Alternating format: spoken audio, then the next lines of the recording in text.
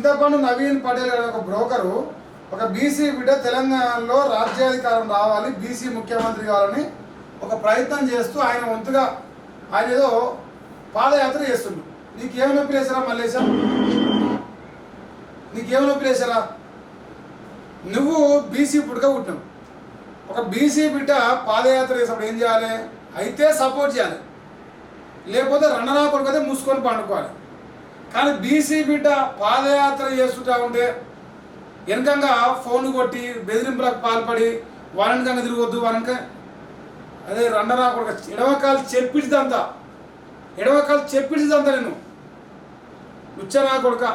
నువ్వు బీసీ రాజ్యాధికారం తెస్తావు, మరి బీసీ బిడ్డ గదే నీ వెనకంగా ఇంకోటి వస్తుంటే ఎందుకు కొడతలేరా?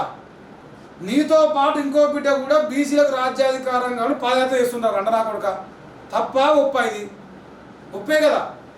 రేపు నువ్వు 2 తారీఖు చేస్తున్నావు, జూన్ 2 తారీఖు నువ్వు ఆడంగా పాదయాత్ర ఈడంగా నేను రథయాత్ర చేస్తాను. ఇది ఇంకా చూద్దాం నీ పాదయాత్ర ఏమాత్రం నడుస్తావు. బీసీ బిడ్డగా ఉండి పాదయాత్ర ఇస్తే ఎవరు లుచ్చనా కూడా నువ్వేమేం గెలిచిరా? నువ్వేం రాజ్యాధికారం తెస్తావురా? లోఫర్ నా కొడుక బతికితే ఎవరు?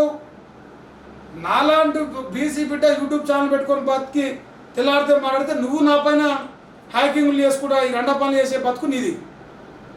నాదైపోగానే మళ్ళీ ఈయనది. ఏడ చూడు బీసీలను టార్గెట్ చేసే లుచ్చనా కొడుకు, అటు పోతే బీర్లు ఆయలేయా.